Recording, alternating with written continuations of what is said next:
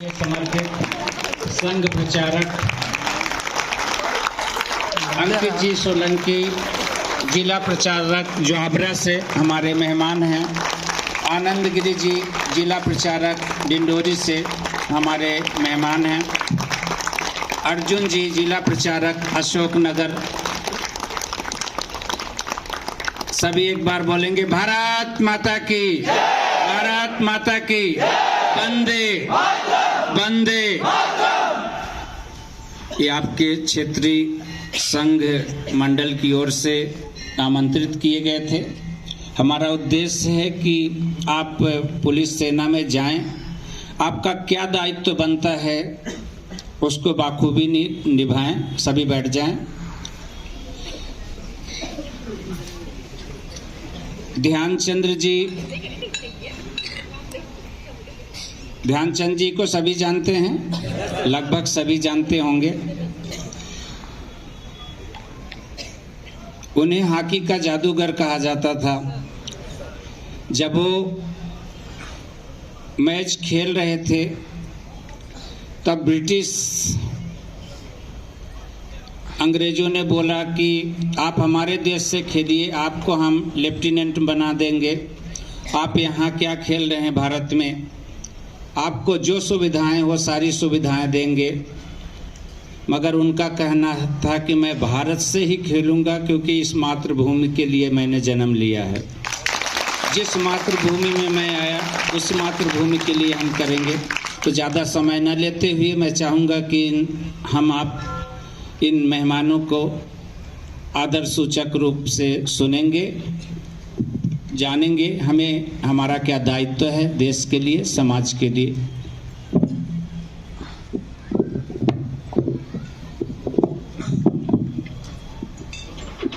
भारत माता की, भारत माता की, भारत माता की, वंदे वंदे। तो भारत का भविष्य गढ़ने के लिए ऐसी युवा पीढ़ी जो सुबह से ही प्रतिदिन अपनी तपस्या करते हुए और एक ऐसे आदर्श श्रेष्ठ निस्वार्थ भाव के गुरु के साथ में और साथ में बसी हुई एक ऐसी नगरी जो पूरे मंदिरों पर बसा हुआ आधार, तो सफलता तो मिलनी सुनिश्चित ही हो जाती है।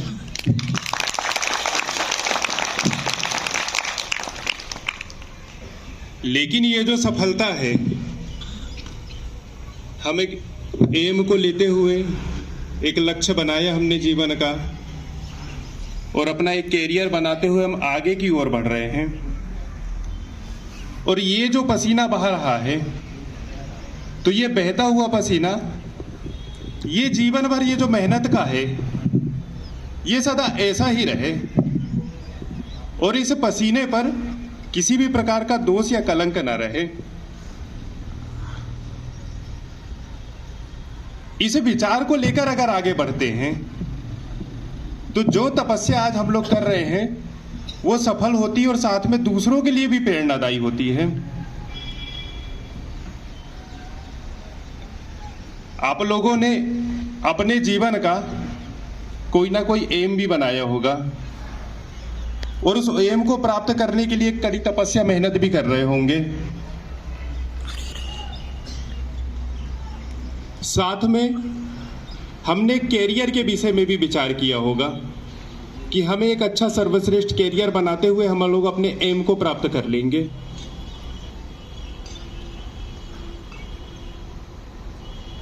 इन सब विचारों के साथ में जब आप लोग काम कर रहे हो, तपस्या कर रहे हो, ऐसे ही विचारों के साथ में संघ भी काम करता है। फिजिकली एक्टिविटी हो, शारीरिक रूप से प्रिपरेशन, और उसके साथ में ये जो शरीर है ये हमारा हमेशा एक सिस्टमेटिक चलता रहे, दिग्भ्रमित ना हो, इसके लिए मेंटली प्रिपरेशन बड़ी आवश्यक है। मानसिक रूप से तो ये मानसिक रूप से जो हम लोग बने हुए हैं, क्योंकि आज हमारा शरीर हम लोगों को उतनी मेहनत करवा तो रहा है और इसकी सफलता भी मिलेगी, लेकिन इस सफलता को साथ में हमेशा चरमोत्कर्ष पर रखने के लिए हमें मानसिक रूप से बहुत तैयार होने की आवश्यकता रहती है, क्योंकि सफलता की कुंजी एक बार मिलने के बाद में और शीर्ष पर बैठने के बाद में बहुत सारे डाइवर्सन हमारे जीवन पे आते रहते हैं, जिससे कि हम लोग कहीं ना कहीं कभी ना कभी भविष्य में दिग्भ्रमित ना हो। आज मेहनत हो रही है और इसका विचार हम लोगों ने अभी अपने जीवन में किया भी नहीं होगा कि भविष्य में जब हम लोग सफल होंगे, एक मेहनत होएगी और मेहनत के बाद में जब हमारे पास में आकर्षण आएगा, ये आकर्षण कैसा होगा? तो ये आकर्षण होगा अर्थ का, रुपयों का। ये आकर्षण कैसा होगा? पावर का। तो उस स्थिति पे हम लोग ना बहक जाएं। इसके लिए हमारी एक मानसिक तैयारी जरूर अभी से होनी चाहिए, क्योंकि जिन गुरु के साथ में आप लोग तैयारी कर रहे हैं, उन्होंने ऐसे ही कितने युवाओं को बहुत अच्छी श्रेष्ठ जगह पहुंचाया भी है। ये आप लोगों के ध्यान में भी है। तो आप लोगों का जो कैरियर और आप लोगों का जो लक्ष्य, इसके आधार पर आप लोग आगे बढ़ रहे हैं। तो हम में से अधिकतर लोगों ने हमारा कैरियर बनाने का भी सुनिश्चित कर लिया होगा कि किस क्षेत्र में हम अपना कैरियर बनाएंगे, और हम लोगों ने यह भी सुनिश्चित कर लिया होगा कि हमारा अंतिम लक्ष्य क्या है। हम में से कोई ऐसा है क्या जिसने कैरियर और एम दोनों ही सुनिश्चित नहीं किया होगा? सभी ने किए हैं मतलब। लेकिन कैरियर और एम, इससे भी बढ़कर एक चीज होती है, वो किसी को ध्यान पे आती है क्या? तो कैरियर और एक एम, उससे भी बढ़कर एक चीज होती है जो होती है आत्मसंतुष्टि, सेटिस्फेक्शन, मेंटली रूप से। एक करंट का उदाहरण अगर हम लोग देखें तो आप लोग सब तपस्या में रत हैं, फिजिकली एक्टिविटी कर रहे हैं, मेंटली रूप से प्रिपेयर हो रहे हैं हर प्रकार से अपने कैरियर और एम को प्राप्त करने के लिए। लेकिन आपके जो गुरुजी हैं, क्या इनके जीवन में कोई अब ऐसा ध्यान में आता है कि क्या आपके पास में कोई कैरियर होगा, या कैरियर बनाने के लिए ये सब चीज हो रही है, या किसी एम को प्राप्त करने के लिए? तो ये कहलाता है एक मानसिक संतुष्टि, सेटिस्फेक्शन। ना कैरियर ना एम, बस एक विचार मन में, और वो केवल भारत माता की जय। तो वो कैसे होगा? तो आज हम लोग देखते हैं कि समाज परिवर्तन करने के लिए अपने श्रेष्ठ और नेक विचार को समाज के बीच में प्रस्थापित करने के लिए तो व्यक्ति निर्माण की सर्वोपरि पद्धति, ना किसी प्रकार की संस्था, ना कुछ, केवल एक एम, भारत माता की जय करने के लिए व्यक्ति निर्माण। व्यक्ति निर्माण की मतलब कि एक नया युवा जो अच्छा चरित्रवान हो, संस्कारी हो, जो किसी भी स्थिति पर एक दिग्भ्रमित ना हो, तो ऐसे युवाओं को गढ़ने का काम आपने किया।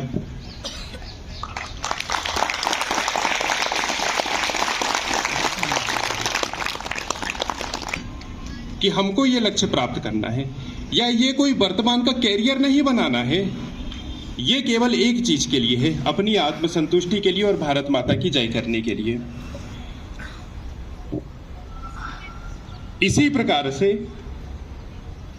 एक चुनौती जो समाज के बीच में व्याप्त है, उसको मिटाने के लिए एक चरित्रवान व्यक्ति, तो एक अकेले ही व्यक्ति ने इतने सारे लोगों को निर्माण करते हुए वहां पर पहुंचाया। तो एक जिम्मेदारी तो हमारी समाप्त होती है यहां पर, लेकिन जो भविष्य में जिस नेतृत्व पे हम लोग पहुंचने वाले हैं, वहां पर जाके उसको संभाले रखना और वैसा ही का वैसा ही समाज के लिए काम करते रहना, ये हम लोगों की जिम्मेदारी और चुनौती हो जाती है। कि भविष्य में मिलने वाली ऐसे तमाम आकर्षण के बीच में हम लोग किसी प्रकार से भ्रमित ना हो। इसी प्रकार से राष्ट्रीय स्वयंसेवक संघ भी व्यक्ति निर्माण का काम संघ की शाखा के माध्यम से करता है। और ये जो संघ की शाखा होती है, ये हर आयु वर्ग की, एक शिशु शाखा से लेके, बाल शाखा से लेके, छोटा बच्चा 3 साल का, 4 साल से लेके एक वयोवृद्ध आयु तक के, जिसमें उसकी कहना चाहिए अंतिम श्वास तक के, हर आयु वर्ग की एक शाखाएं होती है। और वहां पर भी व्यक्ति निर्माण की पद्धति, शारीरिक रूप से संघ की शाखा में एक व्यक्ति को स्वस्थ बनाना, हष्टपुष्ट बनाना और मानसिक रूप से उसको देश के प्रति समर्पित करना, ताकि वो किसी भी विपरीत परिस्थिति में आकर्षण के केंद्र पे विचलित ना हो। तो राष्ट्रीय स्वयंसेवक संघ भी इस प्रकार से व्यक्ति निर्माण की पद्धति का कार्य, संघ की शाखा एक उसकी एक अमूल कार्य पद्धति है जिसके माध्यम से ये करता है। तो संघ की जो शाखा होती है उसमें भी पूरा 1 घंटे का आप लोग जो विभिन्न प्रकार की फिजिकली एक्टिविटी करते हैं, फिजिकली एक्टिविटी और साथ में राष्ट्रगान भी करते होंगे, वंदे मातरम का गान भी, जो भी आप लोग करते होंगे, तो संघ की प्रार्थना के बाद में भी एक भारत माता की जय ये बोलते हुए सब लोग वापस जाते हैं और दूसरे दिन मिलते हैं। हो सकता है हम में से बहुत से लोग, काफी लोग संघ से परिचित भी होंगे, संघ में आना जाना भी रहा होगा, संघ की शाखा को प्रत्यक्ष रूप से तो नहीं गए होंगे, लेकिन दूर से लगता हुआ कहीं देखा भी हुआ होगा, उसकी फिजिकल एक्टिविटी भी देखी होगी, संघ का संचलन भी हम लोगों ने देखा होगा। ऐसे विभिन्न प्रकार की चीजों को हम लोगों ने संघ को देखा भी होगा।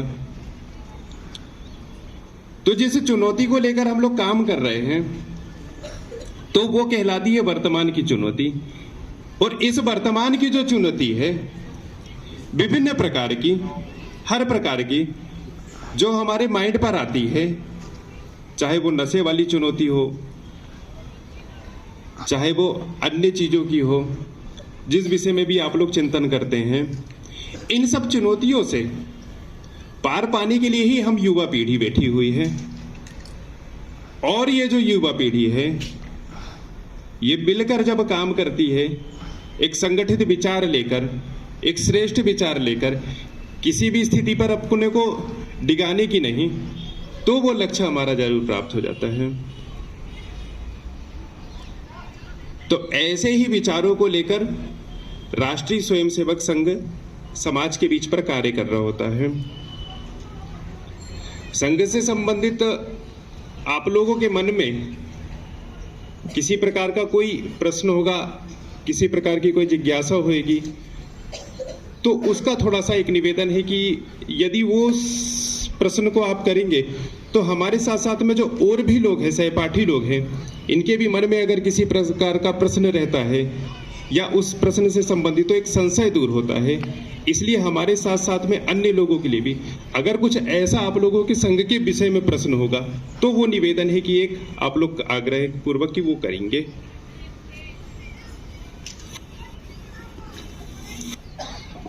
हमने संघ को प्रत्यक्ष से तो नहीं, दूर से, पास से, विभिन्न रूप से देखा भी होगा,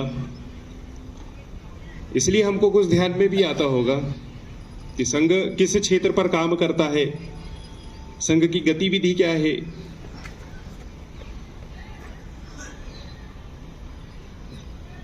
ठीक है, तो यदि किसी के मन में कुछ प्रश्न आता होगा तो जरूर पूछ लीजिएगा। संघ के कार्य करने की 2 श्रेणियां हैं। ये जो 2 श्रेणियां होती है, एक कार्यकर्ता की पता होता है वो क्या कहलाता है, उसके विषय में थोड़ा सा समझते हैं।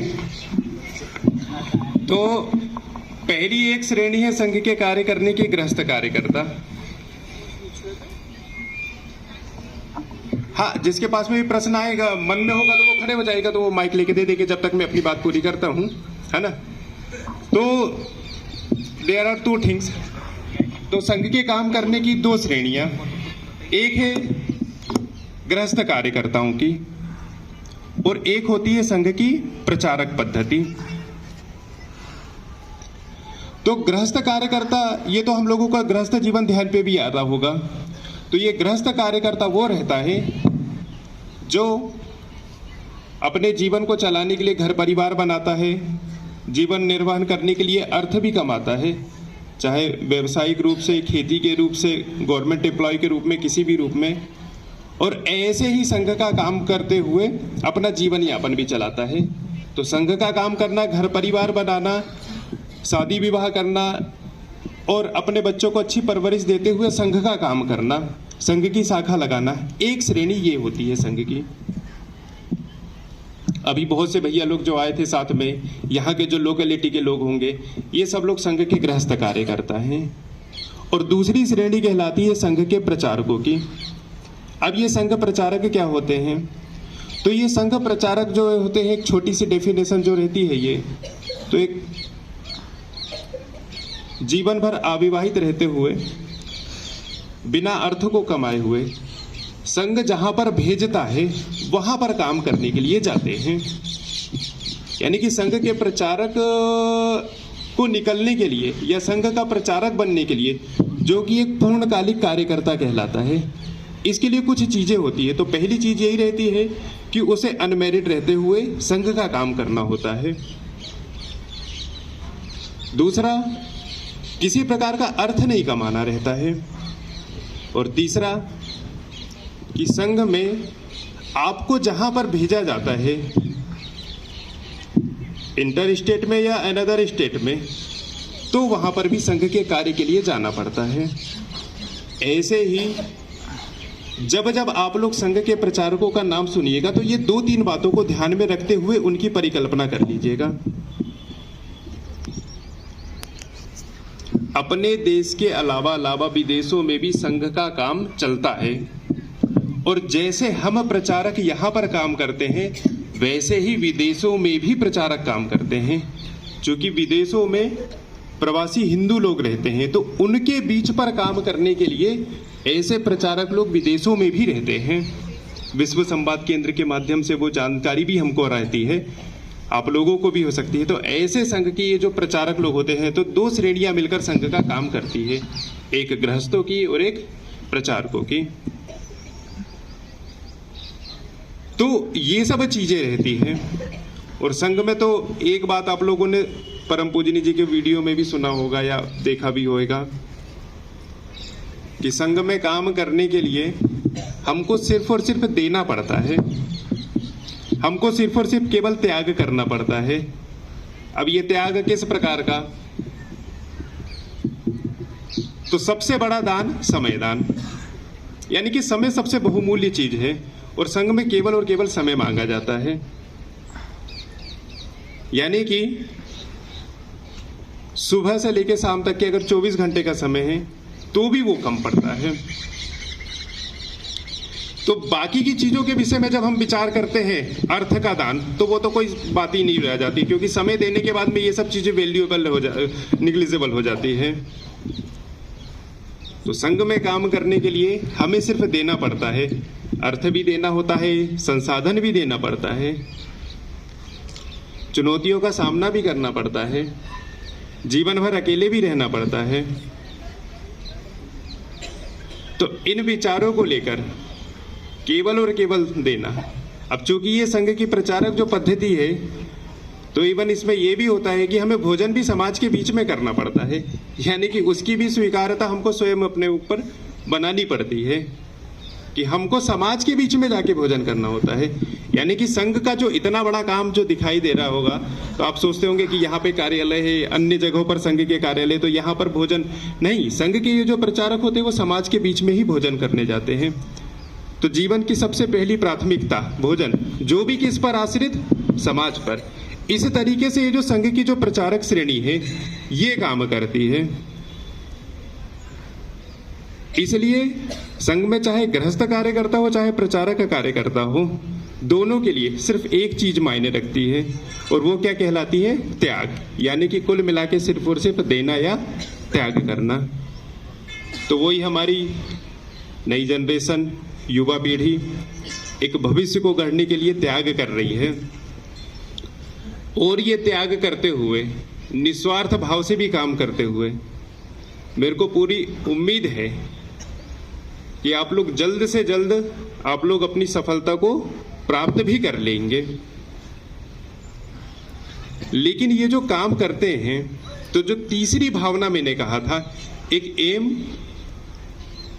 और दूसरा कैरियर, इन दोनों को विचारों को मिलने के बाद में कहीं ना कहीं एक जो तीसरी भावना पर काम होता है, वो कहलाती है आत्मसंतुष्टि वाली भावना, जिसके लिए एक बेसिक चीज होती है, वो होती है निस्वार्थ बुद्धि। यानी कि किसी प्रकार का ना लोभ ना लालच, केवल सिर्फ और सिर्फ समाज के बीच में अच्छी चीजों को प्रतिस्थापित करना, जिससे कि समाज के जो चुनौतियां हैं वो ये युवा पीढ़ी उसको समाप्त कर दे। ऐसा गढ़ने का काम राष्ट्रीय स्वयंसेवक संघ और संघ से जुड़े हुए या नहीं जुड़े हुए और समाज के बहुत से ऐसे अच्छे लोग इस कार्य को सतत रूप से सुचारू रूप से करते रहते हैं, केवल एक पर्पस को लेके, एक तो आत्मसंतुष्टि और दूसरा भारत माता की जय करने हेतु। तो यह आत्मसंतुष्टि कब होती है? जब भारत माता की जय होती है। इन्हीं विचारों को लेकर आप भी ये कार्य अभी सतत निरंतर चल रहा है, लेकिन भाव क्या है? निस्वार्थ बुद्धि किसी भी प्रकार का। तो ये विचार भी हमारे मन पे बना रहे, एक कल्पना करने की बात है। कोई बताएगा क्या यहाँ से कि आपने अभी तक के कितने लोगों को एक अच्छा कैरियर बनवा दिया होगा? आप जिनके पास में, गुरुजी के पास में शिक्षा लेने के लिए आ रहे हैं, ओपी भाई सब के पास में, कोई किसी को ध्यान है क्या? 10,000 से ऊपर और ज्यादा। एक मेंटेलिटी बातें है कि देखिए, ना संसाधन की जरूरत, ना भौतिकता की जरूरत, लेकिन उसके बाद में भी ये 10,000 लोगों को गढ़ने, 10,000 या उससे ज्यादा लोगों को गढ़ने का काम हो चुका। अब आप कल्पना करिए कि बिना संसाधन एक अच्छे विचार के साथ में इतने लोगों को जब गढ़ दे और एक व्यक्ति फिर से ही इतने लोगों को गढ़ दे, तो सोचो कि देश का परिवर्तन होगा कि नहीं होगा? जो चुनौतियां जो होगी वो समाप्त होगी कि नहीं होगी? तो मन में केवल एक विचार रहता है, और वो क्या कहलाता है? सिर्फ और सिर्फ त्याग और परिश्रम वाला, कि हमें केवल श्रेष्ठ विचारों के साथ में समाज के बीच में युवा पीढ़ी को देना है। ऐसे ही बातों को करते हुए अन्य आप लोगों के मन में अगर कुछ ध्यान में आ रहा होगा तो प्रश्न कर सकते हैं, नहीं तो फिर जी।